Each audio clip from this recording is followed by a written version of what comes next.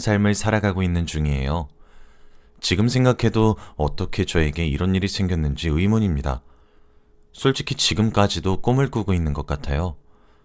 지금은 과거의 일이 다 정리가 되어서 납득한 채로 살아가고 있긴 하지만 제가 겪은 일이 워낙 독특하고 놀라운 일이라 다들 제 이야기를 들으셔도 믿기지 않을 겁니다. 그런데 정말 세상에는 다양한 일이 존재하는 것 같네요. 저는 어렸을 때부터 화목한 집안에서 자라왔습니다. 금슬 좋으신 부모님과 저, 그리고 남동생까지 총 4명이서 살아왔죠. 그런데 제가 유치원을 가고 나서부터 어머니가 집에 잘 들어오지 않기 시작했습니다.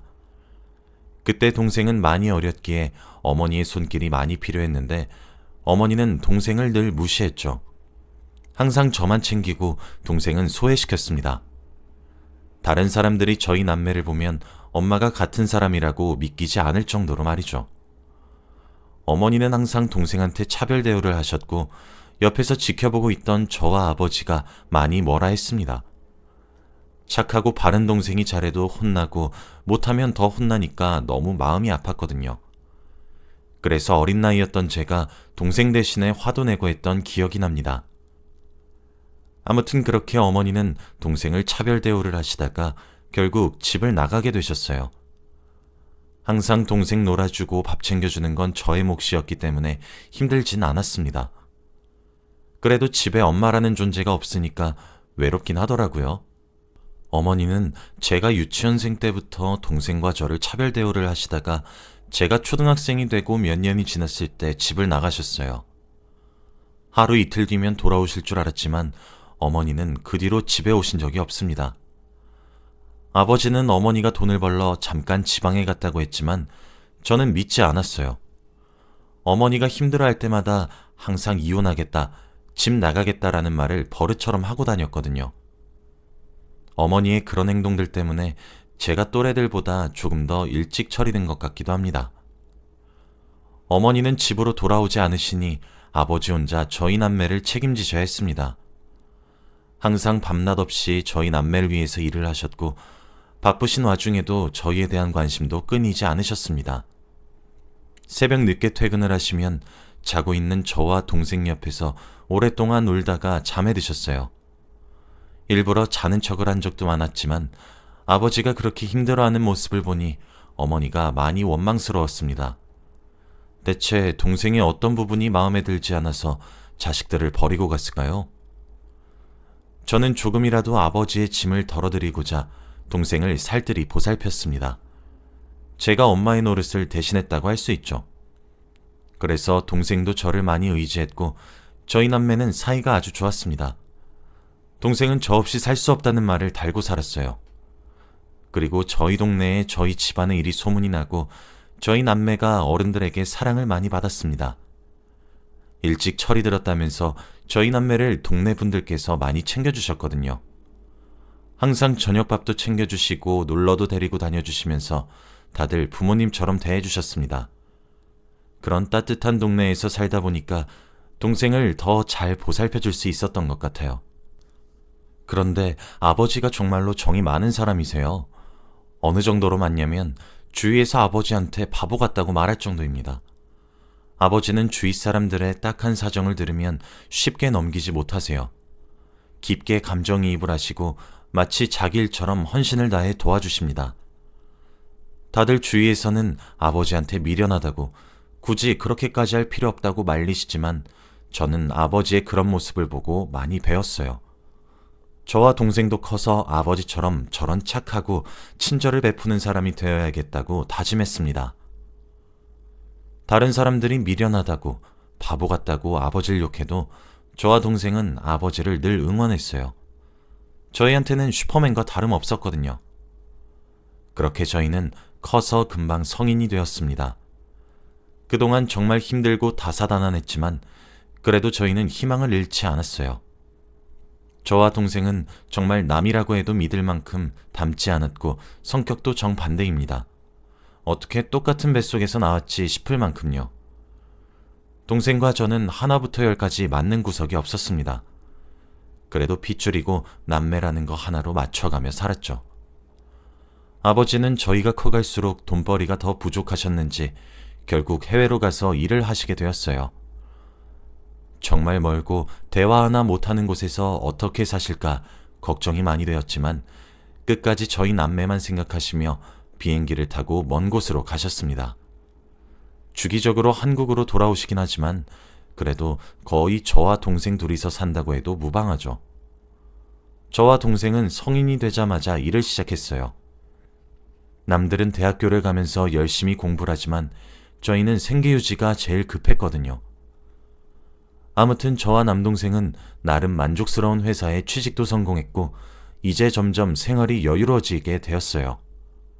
항상 아버지를 한국으로 모셔서 새 가족이서 행복하게 사는 게 저희 남매의 꿈이었습니다. 저는 이제 나이도 점점 차고 직장에서도 어느덧 상사가 되어버렸어요. 입사한 지가 엊그제 같은데 세월이 왜 이렇게 금방 가는지 제가 벌써 한 부서의 팀장이 되었습니다. 그리고 다들 제 주위에서 결혼을 하나둘씩 하니까 저도 결혼이 하고 싶더라고요. 그래서 제가 당당하게 그때 만나던 남자친구한테 청혼을 했습니다. 제가 먼저 결혼을 하자고 반지를 주고 프로포즈를 했어요. 남자친구는 이런 건 남자가 해야 된다며 부끄러워했지만 저는 아랑곳하지 않고 청혼했죠. 다행히도 남자친구는 승낙을 해주었고 저희는 결혼을 하기로 결정했습니다. 저희 둘 다 바쁘고 결혼식에 대한 미련이 없어서 결혼식을 올리지 않기로 했어요. 혼인신고만 하고 신혼집에 바로 입주를 하기로 했습니다. 그리고 드디어 양가 부모님에게 인사를 드리러 가게 되었어요. 우선 저희 아버지와 남자친구 그리고 제 남동생 넷이서 만나게 되었습니다. 아버지가 사위 얼른 보고 싶다고 외국에서 바로 비행기를 끊고 달려오셨어요. 다행히도 남자친구가 너무 마음에 든다고 하셔서 천만다행이었습니다. 그리고 남동생도 좋다고 매형이 생기는 거냐고 기뻐했죠. 저희 집은 무난하게 잘 넘겼지만 문제는 남자친구의 집안이었습니다. 제가 어머니 없이 아버지 밑에서 자라왔다고 하면 싫어하실 것 같았거든요. 그리고 대학도 나오지 않았고 돈을 잘 벌지 못하는 곳에서 일을 하고 있다고 하면 자기 아들 고생시킨다고 반대할 것 같았습니다. 그런데 그건 저만의 착각에 불과했어요. 남자친구의 집안도 저희 집처럼 한부모 가정이었습니다. 어릴 때부터 아버지 밑에서 자라왔대요. 그리고 외동아들이라서 좋은 곳에 장가를 보내고 싶을 줄 알았는데 시아버지는 저를 너무 좋아해 주셨습니다. 얼른 며느리 보고 싶다면서 벌써부터 저를 며느라 며느라 하시는데 기분이 너무 좋은 거 있죠? 저희는 양가 가족에게 인사드리는 것도 성공적이었고 이제 본격적으로 결혼 준비를 하기 시작했습니다. 확실히 결혼식을 올리지 않으니까 별로 할 게 없더라고요. 웨딩 사진 찍고 혼수 같은 것만 준비하면 되었습니다. 그리고 결혼 준비를 하면서 알게 된 사실이 하나 있었어요. 바로 시아버지가 지금 만나는 여자분이 있다고 하시는 겁니다. 만난 지는 5년 정도 되었는데 저희가 결혼을 하고 나서 조금 잠잠해질 때 재혼을 하시겠다고 했대요. 그리고 재혼을 하시고 정식적인 가족이 되었을 때 저에게 인사를 드리고 싶다고 말씀하셨답니다. 저는 너무 잘 됐다며 좋아했고 남편도 노년에 아버지 혼자 안 계셔도 돼서 너무 좋다고 말하였죠. 저희는 혼인신고도 하고 신혼집에 입주도 했습니다. 정말로 부부의 모습을 제대로 갖추게 되었죠. 그리고 저희가 한창 신혼일 때 시아버지가 재혼을 하셨어요. 재혼하시는 여성분은 정말 아리따우시고 곱게 생기셨더라고요. 5년 동안 만나셨다는 이야기를 듣고 깜짝 놀랐습니다. 두 분도 결혼식을 올리지 않으셨고 혼인신고만 하셨어요. 집안에 좋은 소식이 배로 들어오니까 너무 좋은 거 있죠? 그리고 얼마 지나지 않아서 정식적으로 소개를 받았습니다. 시어머니라는 말을 입 밖으로 꺼내기가 조금 기분이 묘하긴 하더라고요. 남편도 아직 새어머니와 어색해서 말을 잘 하지 못하는 것처럼 보였습니다. 남편이 낯을 많이 가리거든요. 시어머니의 성격은 정말 활발하시고 말도 재미있게 잘하세요. 그래서 어색한 분위기를 잘 깨주시고 저를 딸처럼 여겨주셨습니다. 시댁에 놀러갈 때마다 저는 공주 대접을 받았고 매번 자기가 다 하겠다며 시어머니가 움직이셨죠. 저도 보고만 있을 순 없으니 항상 시어머니에게 앉아있으라고 티격태격하며 장난을 치곤 했습니다. 아무튼 그렇게 저희 시댁의 분위기는 아주 화목했어요. 오히려 제가 시댁에 가서 오래 있고 싶을 정도였으니까요. 그렇게 결혼 2년 차가 되어갔습니다. 이제 점점 신혼의 분위기도 줄어들었고 회사 일로 바쁜 나날들을 보내고 있었죠. 그리고 여전히 시부모님은 저를 딸처럼 대해주십니다. 그런데 이렇게 평화로운 어느 날 저희 집에 충격적인 소식이 들리게 되었어요. 어머니가 조금 이상해지기 시작했거든요. 얼마 전부터 계속 제 남편에게 평소보다 더 살뜰히 대하시기 시작했습니다. 남편은 나이가 30이 넘었고 새어머니가 갑자기 그런 터치를 하니까 조금 당황스러워 보였습니다. 시아버지도 원래 서먹서먹했던 사이였는데 한순간에 과감해지니까 놀라셨죠. 시어머니 빼고 저 포함 3명이서 다 당황스러웠습니다. 그런데 시어머니는 제 남편에게만 그랬어요. 아들, 엄마 보고 싶었지? 아들, 난 세상에서 아들밖에 없어. 원래 시어머니와 남편은 어색한 사이여서 필요하지 않는 말 아니면 잘 안 해요. 그런데 쓸데없는 말들을 너무 많이 하시고 정말 친아들처럼 대했습니다. 그리고 항상 남편한테만 선물을 사주시면서 길 지나가다가 아들 생각이 나서 샀어 라고 하거나 뭐든 제 남편과 함께 하려고 했죠. 처음에는 어색함을 풀고 친해지고 싶어서 그러나 보다 했는데 시간이 지날수록 이상했습니다. 제가 어머니, 제 선물은 없어요? 저 속상해요 라고 애교를 부리며 시어머니한테 말을 해도 항상 무시했어요. 원래 그런 사람이 전혀 아닌데 말이죠. 시아버지도 요즘 따라 시어머니가 이상하다면서 병원에 가야겠다고 하더라고요. 가끔씩 자기한테 누구냐고 물어보기도 하고 건망증이 너무 심해졌다고 하면서 말이죠. 항상 저를 딸처럼 대해주시던 시어머니가 최근 들어 저와 시아버지에게는 전혀 관심이 없고 오로지 남편만 좋아하니까 이상하긴 했습니다. 그리고 저희 4명은 시어머니를 데리고 큰 병원으로 갔어요. 검사가 되는 건 전부 다 했습니다. 시어머니는 검사 과정이 무서우셨는지 남편의 손만 꼭 잡고 있었고 저와 아버지는 투명인간 취급을 했죠. 그리고 얼마 지나지 않아 검사 결과가 나왔습니다. 건강하신 줄 알았던 시어머니의 병명은 바로 치매였습니다. 중간중간 원래의 기억이 돌아오긴 하는데 제정신의 시간이 점점 줄어들고 있다고 해요. 그리고 지금 아들한테 이렇게 살뜰하신 이유가 바로 시어머니의 과거 때문이라고 합니다. 예전에 결혼 초에 남편한테 한번 들은 적이 있었는데 시어머니가 사실 시아버지와 만나기 전에 결혼을 하신 적이 있대요. 그래서 아이를 낳았는데 돈 때문에 보육원에 잠시 맡겨두고 도망쳤다가 돈을 얼추 모으고 아이를 다시 데려가기 위해 보육원에 갔는데 다른 사람이 입양을 했다고 합니다. 결국 지금까지 자신의 자식 소식도 모르고 아무것도 모른대요. 그래서 그때의 기억이 사무쳐서 제 남편을 자신이 낳은 친아들로 본다고 합니다. 저희 셋은 그 자리에서 숙연해졌고 아무 말도 할 수 없었어요. 그동안 시어머니는 남편한테 아들이라고 부르면서 이거 하자 저거 하자 하는데 가슴이 미어지더라고요. 얼마나 힘드셨으면 아직도 기억을 하실까요? 그리고 의사 선생님께서 저희에게 여기서 더 심해지실 테니 하루라도 빨리 추억을 쌓으라고 했습니다. 저희는 병실에 나왔고 정말 오랜 고민을 했어요. 앞으로는 어떻게 해야 할지 말이죠. 그러다가 결론은 저와 남편이 시어머니의 친아들을 찾아주기로 했습니다. 시어머니는 치매셨지만 보육원 이름과 아이의 이름은 다 기억하고 있었어요. 항상 남편의 이름 말고 자기 아들의 이름을 불렀는데 그게 정말 다 사연이 있는 줄 몰랐습니다. 아무튼 시어머니가 말씀해주신 보육원으로 가게 되었어요. 그런데 그 보육원은 제 고향에 있는 곳이더라고요. 어렸을 때 잠깐 살았던 곳이었습니다. 저희가 어렸을 때 이곳을 떠나 다른 곳으로 이사를 갔지만 저는 조금이나마 기억해요. 그리고 동네에 보육원이 있다는 걸 말로만 들었는데 우연히 그 보육원이 시어머니가 말씀하신 곳이었더라고요. 아무튼 저와 남편은 보육원에 들어가서 원장님을 뵈었습니다. 그리고 원장님은 저를 보자마자 민혁이 누나 아니세요? 라고 하며 제 남동생의 이름을 말하는 겁니다. 저는 너무 놀라서 입을 틀어막고 어떻게 하셨어요? 라고 했죠. 그러면서 원장님은 아이고 왜 몰라요. 여기 얼굴에 점이랑 딱 보니까 민혁이 누난데. 여기서 오래 살았던 사람들은 민혁이 남매 다 알잖여 라고 했습니다. 제가 이웃들한테 많은 도움을 받았던 동네가 바로 여기였거든요. 그래서 저희 남매를 모르는 동네 주민분들이 없었는데 이렇게 보육원 원장님까지 아시니까 신기하더군요. 그리고 저희는 보육원 원장님에게 양해를 구해 시어머니가 말씀하신 이름에 대해 찾아보려고 했습니다. 저희 부부는 원장님에게 혹시 이 보육원에 김동현이라는 남자아이가 있었나요? 라고 물었어요.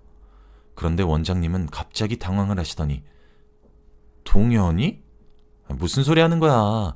동현이가 민혁이잖아 라고 하는 겁니다. 저와 남편은 이해가 되지 않아서 말문이 턱 막혔죠. 그런데 저희의 표정을 보고 원장님이 더 당황을 하시면서 아니, 동현이가 여기서 자랐다가 아버지가 입양해 가신 거 몰라? 너 그때 아버지 손잡고 동생 생긴다고 좋아하면서 졸래졸래 따라왔잖아. 아, 그때 너무 어려서 기억이 안 날라나? 라고 했습니다. 저와 남편은 아무 말도 나오지 않았어요. 원장님 말에 의하면 제 남동생이 시어머니가 찾고 있는 자신의 아들인 김동현이라는 아이라는 거잖아요. 저는 보육원을 박차고 나가 주저앉은 채로 심호흡을 했습니다. 그리고 남편이 저를 뒤따라 나와 도와주었어요. 겨우 정신을 차리고 저는 이 모든 일을 다 알고 있을 만한 사람인 아버지한테 전화를 했습니다. 그리고 제가 들었던 내용에 대해서 다 말했어요. 그런데 정말 충격적이었습니다. 보육원 원장님께서 하신 말씀이 다 사실이었거든요. 아버지는 한숨을 쉬시며 그동안 말하지 못해서 미안하다고 하셨습니다. 그리고 정말 제 남동생이 동현이란 아이가 맞대요. 아버지가 정이 너무 많으셔서 보육원에 봉사활동도 자주 갔습니다. 그런데 봉사활동을 하다가 동현이가 눈에 띄었다고 해요. 그때는 동생이 신생아만큼의 갓난아기였는데 너무 마르고 애가 울지도 않았다고 합니다. 그래서 마음이 쓰여서 원장님에게 어떻게 온 애냐고 물었더니 애엄마가 새벽에 버리고 갔대요. 근데 애가 너무 순해서 울지도 않는다고, 그래서 더 안타까웠다고 합니다. 결국 아버지는 막무가내로 집에 동현이를 데리고 왔다고 해요. 어머니는 갑자기 이게 무슨 일이냐고 화를 불같이 냈지만 아버지가 원래 그런 성격인 걸 아니 참으셨다고 하더군요. 그런데 아버지가 하루 종일 일만 하셔서 육아는 오로지 어머니 담당이었으니 두 아이를 감당하기 힘드셨다고 합니다. 그래서 결국 두 분은 이혼을 하셨다고 합니다. 이제서야 모든 퍼즐이 다 맞추어졌어요. 왜 어머니가 동생을 그렇게 싫어하고 막대했는지 납득이 됐습니다. 어머니의 친아들이 아니었기 때문이죠. 그리고 더 놀라운 건 시어머니가 어떻게 동현이의 친엄마인가요? 세상에 이런 우연이 있을 수 있을까요? 저와 남편은 할 말을 잃었고 앞으로 어떻게 해야 할지 감이 잡히지 않았습니다. 그럼 제 남동생이 핏줄로 따지면 시어머니의 아들이니까 그럼 남편과 형제 아닌가요? 갑자기 족보가 꼬이고 이러니까 너무 당황스러웠습니다. 그리고 무엇보다 제일 놀란 건 아버지였죠. 자신이 아들을 버리고 간 여자가 어떻게 사돈일 수 있을까요? 세상의 우연은 정말 대단한 것 같습니다. 그리고 이 사실을 동생한테 어떻게 말을 해야 할지 굉장히 고민이 되었어요. 동생이 혹시라도 아버지한테 배신감을 느끼고 호적에서 빼달라고 하면 어쩌나 고민이 되었거든요. 제가 많은 걱정을 하고 있는데 아버지가 자기가 직접 아들한테 말을 하겠다고 하더라고요. 그래서 아버지한테 맡겼고 저와 남편은 무거운 발걸음으로 시댁에 갔습니다. 그리고 모든 사실을 다 말했어요. 시아버지는 뒷목을 잡고 뒤로 넘어지셨고 시어머니는 멍하니 허공만 바라보고 있었죠. 저희도 이 상황을 말할까 말까 수많은 고민을 했지만 말하는 게 옳다고 결론이 나왔어요. 그리고 이제 정말로 남동생의 답변만 기다려야 했습니다. 시어머니는 제정신이 왔다 갔다 하셔서 잘 기억을 못 하셨고 시아버지는 하루 종일 누워 계셨죠. 그리고 남동생은 며칠 뒤에 연락이 왔습니다. 그러면서 저에게 누나, 난 평생 누나 동생이야. 그리고 아빠는 평생 우리 아빠고. 난 이렇게 살래. 엄마 없는 채로. 라고 했어요. 그리고 얼마 지나지 않아 남동생이 자신의 친어머니인 시어머니를 뵈러 왔습니다. 그런데 그때는 이미 늦은 건지 시어머니가 전혀 알아보지 못하셨어요. 치매가 너무 심하셨거든요. 남동생은 울지도 않았고 아무런 말도 하지 않았습니다. 저에게 솔직히 모르겠다고 하더라고요. 거의 남처럼 살아와서 엄마라고 안 느껴진대요. 사실 저와 남편이 유전자 검사도 해봤는데 친자가 맞긴 했습니다. 남동생도 자신의 친엄마라는 사실은 머릿속으로는 알지만 마음으로는 받아들이지 못하고 있어요. 엄마라고 부르지도 못하겠다더군요. 결국 이 일은 이렇게 끝났습니다. 동생은 평소와 다를 바 없이 똑같았고 가족들도 바뀐 게 없어요. 다만 시어머니가 치매가 너무 심하셔서 요양원에서 치료를 받고 계십니다. 저희 부부와 시아버지가 자주 방문하시고요. 그리고 저희 남매의 꿈인 아버지를 한국으로 모시고 사는 것도 이제 얼추 성공할 것 같아요. 이 일이 있고 나서 저희 가족은 어색함은 아예 없었고 오히려 사이가 돈독해진 것 같습니다. 정말 이런 일이 제 인생에 일어났다는 게 아직까지도 놀라워요. 여러분도 혹시 이런 적이 있으신가요? 저의 이야기는 여기까지입니다. 들어주셔서 감사합니다.